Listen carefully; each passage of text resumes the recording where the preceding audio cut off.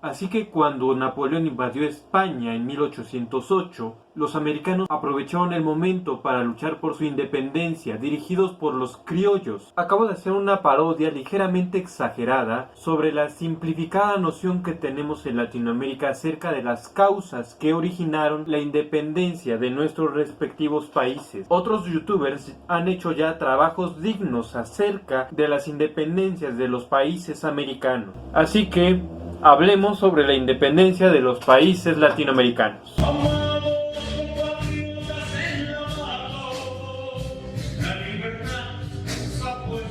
Parto de la idea de que la independencia de los países latinoamericanos no pueden explicarse solamente con la invasión francesa a España. Creo firmemente que para poder entender las causas de la independencia de los países de Latinoamérica, debemos entender el imperio español durante el siglo XVIII.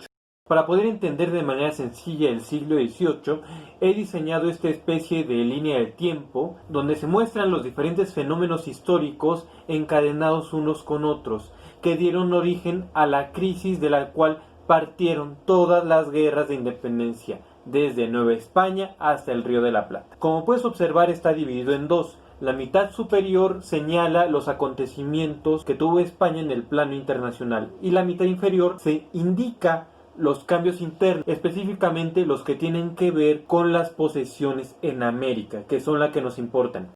Para el Imperio Español, el siglo XVIII comenzó con una guerra causada por la muerte de un rey. Este problema interno conllevó también un problema internacional, ya que las potencias europeas fueron a la guerra para determinar quién ocuparía el trono del imperio más importante de su época.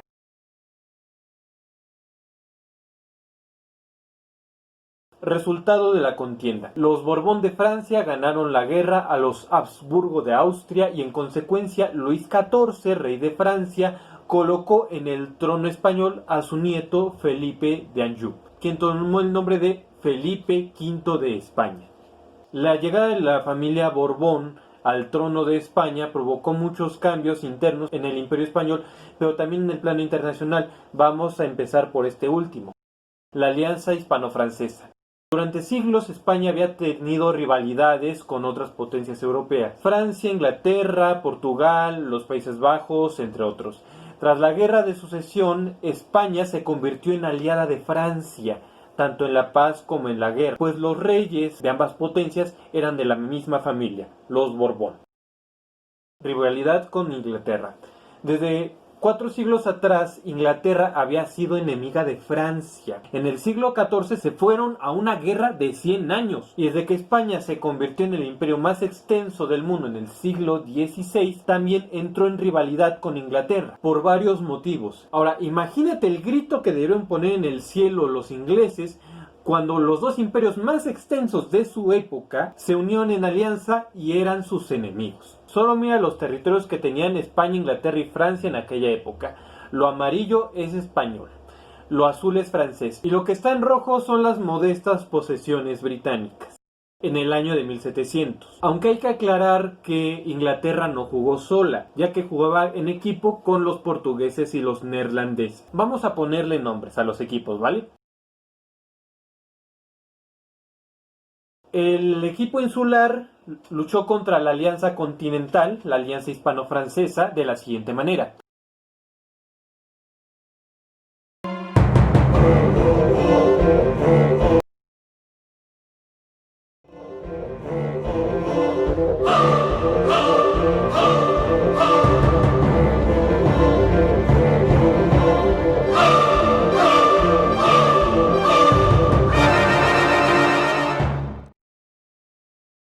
En el siglo XVIII se enfrentaron España contra Inglaterra en cuando menos 8 guerras. Y desde 1701 hasta 1815, franceses y británicos se fueron a cuando menos 10 guerras. Guerras en las cuales España también entraba como aliada de Francia, ya sea con tropas o con recursos. La ilustración es un tema fundamental para entender la edad contemporánea. La ilustración fue un movimiento intelectual nacido de las reflexiones de filósofos, politólogos y abogados que vivieron durante los siglos XVII y XVIII. Los ilustrados entendían el mundo desde un punto de vista racionalista, alejándose de las interpretaciones religiosas del hombre y del universo. Se interesaban por las ciencias exactas y observaban minuciosamente tanto la naturaleza como la sociedad. Los ilustrados criticaban a la sociedad y en especial los privilegios de la iglesia y de la nobleza, así como el absolutismo de los reyes. La ilustración derivó en muchas propuestas en todos los ámbitos: el libre mercado en la economía, innovaciones en la educación y en la política. Aportaron la división de poderes y el concepto de soberanía. Los intelectuales más importantes de este movimiento surgieron en, oh sorpresa, Inglaterra y Francia.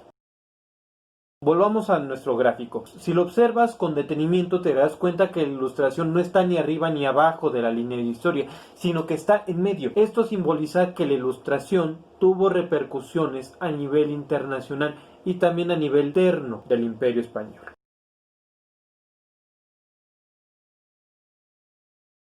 Las reformas borbónicas. Así se le conocen a una serie de transformaciones que se dieron dentro del Imperio Español, mismas que fueron planeadas y llevadas a cabo por los nuevos reyes Borbón de España a través de leyes y decretos, auxiliados por sus consejeros ilustrados. Estas reformas estaban encaminadas a restaurar el poder del Imperio Español, que había venido a menos a finales del siglo XVI, en parte por la ineficacia de la administración de los reyes Habsburgo. Los reyes Borbón, Felipe V, Fernando VI y Carlos III, emprendieron diferentes iniciativas para mejorar las condiciones de vida en las ciudades, fomentar la educación, aumentar la recaudación fiscal, erradicar los latifundios y monopolios, promover el libre mercado y controlar todo lo relacionado con la Iglesia. Las reformas borbónicas generaron los siguientes efectos. Se abrieron escuelas científicas y artísticas como el Colegio de Minería o la Academia de San Carlos en Nueva España. Las ciudades fueron reorganizadas y embellecidas. Se fortificaron las costas como el puerto de Campeche y la ciudad de Cartagena de Indias. Aparecieron los virreinatos de Nueva Granada y Río de la Plata, y los virreinatos a su vez se reorganizaron en intendencias de inspiración francesa. Se abrió la posibilidad de que nuevos ibéricos cruzaran el océano hacia América.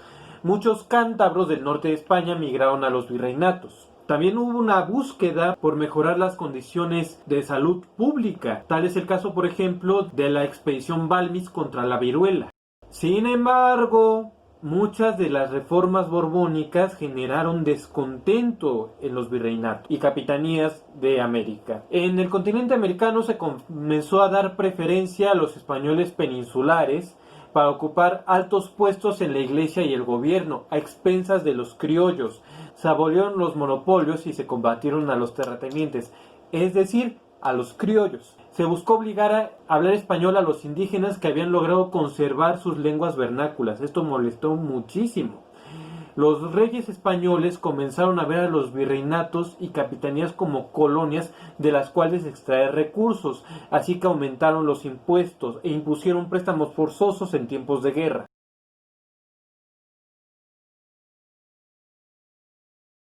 Carlos III decretó la expulsión de la Compañía de Jesús, lo que enfureció a un amplio sector de la sociedad de los virreinatos. Los jesuitas eran religiosos comprometidos con la sociedad, daban atención espiritual, enseñaban oficios y educación gratuita a grupos de todas las capas sociales, pero su influencia era vista por los reyes absolutistas como una amenaza. Esto se conecta con el siguiente punto, el regalismo. Si te das cuenta, en el gráfico se muestra que las reformas borbónicas están muy cerca de la Ilustración, pero dentro del regalismo. El regalismo era una doctrina política de origen religioso. Esta doctrina decía que el rey gobernaba por derecho divino y por tanto gozaba de amplios derechos para gobernar sobre sus súbditos, incluida la iglesia, sin rendir cuentas a nadie. El regalismo está ligado al carácter absoluto de los reyes y al ejercicio centralista del poder. Para que te des una idea más clara sobre la visión que tenían los ministros regalistas del rey español, te voy a dar un ejemplo. Es una paráfrasis y una cita textual del bando que indicaba la expulsión de los jesuitas en Nueva España. Hago saber a todos los habitantes del imperio que el rey nuestro señor se ha ordenado dignar que sean expulsados de sus dominios los religiosos de la Compañía de Jesús, estando obligados a cumplir todos los vasallos. El virrey de Croix incluso llega a amenazar con ejecución militar a quien se niega a cooperar con las órdenes del rey u opinar en contra, aunque sea en privado. Y termina diciendo: pues para lo venidero deben saber los súbditos del gran monarca que ocupa el trono de España, que nacieron para callar y obedecer, y no para discurrir ni opinar en los altos asuntos del gobierno. Firma el Marqués de Croix. Criollismo. Durante los 2 siglos anteriores, los virreinatos americanos se desarrollaron de manera muy autónoma respecto a la península, en opinión de los expertos. Después de la primera oleada de españoles conquistadores, los que siguieron fueron pocos, sobre todo gobernantes, misioneros y gente del alto clero. Sin embargo, todos estos españoles asentados ya en América dejaron descendencia, a quienes se les llama todavía criollos. Estos criollos, descendientes de los primeros europeos en América, gozaron de una posición privilegiada en todos los ámbitos y solían ser ricos comerciantes o terratenientes.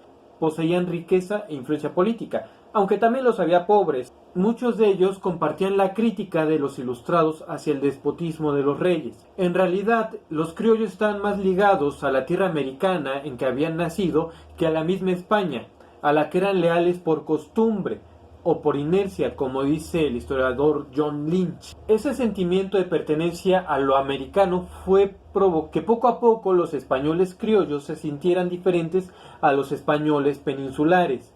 Este sentimiento de separación se vio remarcado cuando los españoles cántabros llegaron y ocuparon altos puestos o amasaron grandes fortunas, relegando a los criollos a segundo término en su propia tierra, lo que generó un gran descontento. Los jesuitas expulsados de América eran criollos en su mayoría y desde el exilio escribieron sobre la historia, costumbres, geografía y riqueza de su tierra natal. Como ejemplo tenemos a Javier Clavijero, un criollo de Veracruz, novohispano, quien escribió en Italia su Historia Antica di México, en la que hablaba sobre la belleza y riqueza de la Nueva España y sobre los mexicas, reconociéndolos como una gran cultura. Las obras literarias de los jesuitas y otros criollos fortalecerían el sentimiento de pertenencia a su tierra de origen y serían la semilla de futuras identidades nacionales.